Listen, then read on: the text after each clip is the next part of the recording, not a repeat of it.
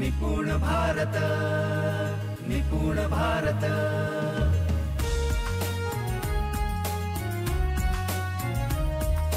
निपुण भारत, निपुण भारत। नमस्कार मित्रांनो, मगाशी आपण आंतरराष्ट्रीय दर्जाची शाळा की आंतरराष्ट्रीय दर्जाचं शिक्षण या दोन्हीतला फरक बघितला आणि आपण ठरवलं की आपल्याला आंतरराष्ट्रीय दर्जाचं शिक्षण हवं। मित्रांनो, त्या आंतरराष्ट्रीय दर्जाच्या शिक्षणाला आम्ही जागतिक दर्जाचं भविष्यवेधी शिक्षण असं म्हणतोय। मग साध्य काय आहे? तर साध्य आहे की मला जागतिक दर्जाचं भविष्यवेधी शिक्षण पाहिजे। मग जागतिक दर्जाचं भविष्यवेधी शिक्षण म्हणजे नेमकं काय ते आपल्याला समजून घ्यावं लागेल। तर जागतिक दर्जाच्या भविष्यवेधी शिक्षणाचे 4 आयाम आहेत, त्यातला एक आयाम आपण समजून घेऊ। जागतिक दर्जाचं भविष्यवेधी शिक्षणाचा पहिला आयाम आहे ज्याला आपण असं म्हणतोय असं व्यक्तित्व विकसित करणे ज्याला जागतिक स्वीकार्यता असेल। मी परत एकदा रिपीट करतो, असं व्यक्तित्व विकसित करणे ज्याला जागतिक दर्जाची स्वीकार्यता असेल। दुसरा आयाम असं व्यक्तित्व विकसित करणे जे भविष्यासाठी तयार असेल। तिसरं 100% मुलांच्या 100% क्षमतांचा उपयोग। आणि चौथं अशी मुलं तयार करणे जी पिसा रेडी असतील। पिसा म्हणजे programme for international student assessment. याचाच अर्थ पिसा परीक्षेसाठी रेडी असणे असा नाही, तर पिसामध्ये जी कौशल्य आहेत ती कौशल्य असणारी मुलं तयार करणे। तर जागतिक दर्जाचं भविष्यवेधी शिक्षण जर आम्हाला द्यायचं असेल किंवा म्हणायचं असेल तर त्याचे 4 आयाम आहेत। जे 4 आयाम मी तुमच्या समोर सांगितलेत त्यातला एक आयाम आपण समजून घेऊ की जागतिक दर्जाचं भविष्यवेधी शिक्षण म्हणजेच आंतरराष्ट्रीय दर्जाचं शिक्षण याच्या साध्यामधलं काय काय आमचे साध्य असायला पाहिजे। तर पहिलं साध्य आपलं आहे जागतिक दर्जाची स्वीकार्यता। जागतिक दर्जाची स्वीकार्यता म्हणजे काय? तर माझं मूल आता हे वैश्विक मूल आहे। मित्रांनो, तुमचं माझं आयुष्य किंवा आपल्या आध्या पिढ्यांचं आयुष्य असं होतं की एखाद्या शहरात जन्माला आलो, एखाद्या गावात जन्माला आलो आणि तिथली स्वीकार्यता आपल्यासाठी पर्याप्त होती। म्हणजे त्या शहरातले, त्या गावातले, आपल्या गल्लीतले, बोळीतले हे लोक जर आपल्याला ओळखत असतील तर पुरेसं होतं। एखाद्या ग्रामीण भागातला एखाद्या व्यक्तीची स्वीकार्यता किती पाहिजे होती? तर त्यांना घरच्या लोकांनी त्याला स्वीकारलंय, आजूबाजूच्या लोकांनी त्याला स्वीकारलंय, गल्लीमधनं जाताना लोक नमस्कार चमत्कार करतात, एवढी स्वीकार्यता पुरेशी होती। पण आता आपल्याला हे बघावं लागेल की आता जे मूल आहे किंवा 21वं जे शतक आहे, या 21व्या शतकामध्ये हे विश्व एका घराप्रमाणे झालंय।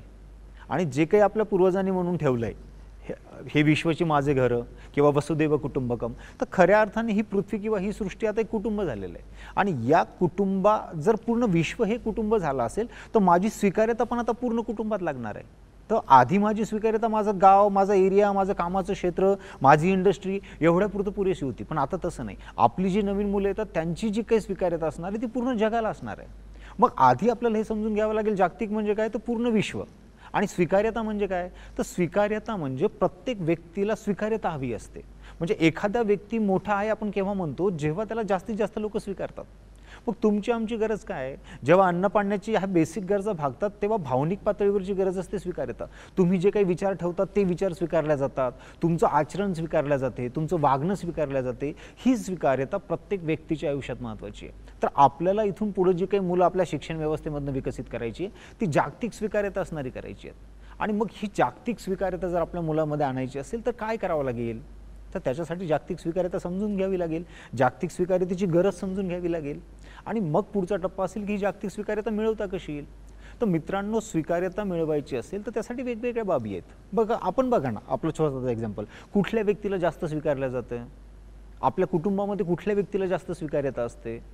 तर जो व्यक्ती आपल्या कुटुंबाच्या उपयोगी आहे, जो व्यक्ती आपल्या कुटुंबाला मदत करतोय, ज्या व्यक्तीच्या निर्णयामुळे आपल्या कुटुंबाला फायदा होतोय, ज्या व्यक्तीचे विचार, आचरण, कृती खूप छान आहे असं वाटते, अशा व्यक्ती खूप जास्तीत जास्त स्वीकारला जातो।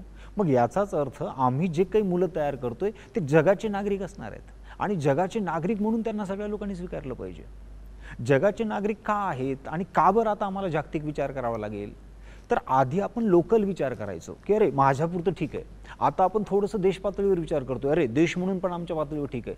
पण आता आपल्याला बघावं लागेल की नॅशनल आणि इंटरनॅशनलमध्ये फरक काय आहे। तर आता आमच्या समोर अशा समस्या उभ्या राहत आहेत कारण जग एक कुटुंब झालेलं आहे की त्या सगळ्या जागतिक पातळीवर आहेत आणि जागतिक नागरिकता किंवा जागतिक अप्रोच असणारा व्यक्तीच त्याला सोडवू शकतो। बघा ना, जसं आता आतंकवाद प्रॉब्लेम आहे, मग आतंकवाद ही समस्या जागतिक सोडवल्या जाईल की एखादा देश सोडवू शकतो? तर नाही सोडू शकत एखादा देश। सध्या आता कोरोनामधून नुकतेच आपण बाहेर पडलोय। मग या कोरोनाच्या बाबतीत काय वाटतं, ही जागतिक समस्या आहे की एखाद्या देशाची स्वतंत्र समस्या आहे? आपण विमानतळ बंद केली, सगळ्या गोष्टी बंद केल्या, तरी पण कोरोना पोहोचलाय आपल्यापर्यंत. तर या सगळ्या गोष्टींचा विचार करायचा असेल तर तुम्हाला जगाच्या पातळीवरच विचार करावा लागेल. आता सध्या एक तापमानाच्या बाबतीत खूप मोठा क्लायमेट चेंजच्या बाबतीत पण प्रॉब्लेम क्रिएट होतोय. मग क्लायमेट चेंज किंवा हा जो काही प्रॉब्लेम आहे तो जागतिक आहे की लोकल आहे? असे तुम्हाला कितीतरी प्रश्न दिसतील, असे कितीतरी अडचणी दिसतील की जे फक्त जागतिक विचार करणारे लोक सोडू शकतात किंवा जागतिक नागरिक सोडू शकतात. मग अशी मुलं आम्हाला तयार करणं ही जगाची गरज आहे आणि ही आमची पण गरज आहे. मग ही स्वीकार्यता, जागतिक स्वीकार्यता काय असणार आहे? जागतिक कुटुंब जे म्हणतो आपण ते काय असणार आहे? तर हे समजून घ्यावं लागेल की ही स्वीकार्यता का गरजेची आहे आणि ही स्वीकार्यता म्हणजे काय. तर मित्रांनो, आधी आमची गरज फार वेगळी होती, आताच्या पिढीची फार वेगळी गरज आहे. जसं एक उदाहरण आपण नेहमी घेतो की तुमच्यापैकी बरेच लोक व्हॉट्सअप वापरतात, बरोबर ना? काही लोक तुमच्यापैकी त्या व्हॉट्सअपचे वेगवेगळे फीचर्स पण वापरत असणार. त्या व्हॉट्सअपच्या फीचरमध्ये स्टेटस ठेवण्याचं पण खूप फॅड आलं आहे. मग तुम्ही पण लोक स्टेटस ठेवता का? बरं, आता गंमत बघा स्टेटसची काय. एखाद्या व्यक्तीने व्हॉट्सअप स्टेटस ठेवला तर काय स्टेटस ठेवला हे त्याला माहीत असतं का? यस, डेफिनेटली त्याला माहीत असतं. मग आता जर मला माहीत आहे की मी काय स्टेटस ठेवला, तरी पण मी परत परत त्या स्टेटसवर जाऊन बघायला पाहिजे का? नाही बघायला पाहिजे. पण तरी तो स्टेटस मी परत परत बघतो. मग काय बघतो मी त्याच्यामध्ये? तर त्यामध्ये मी हे बघतो की मी जो काही स्टेटस ठेवलेला आहे तो किती लोकांनी बघितला. आता तुम्हाला किती लोकांनी बघितला याचाच अर्थ तुम्ही बघताय की तुम्ही जो विचार मांडलाय, तुम्ही जो फोटो ठेवलाय, तुम्ही जी कृती केली ती किती लोक स्वीकारतायत, किती लोक बघतायत, ही तुमची गरज झालेली आहे.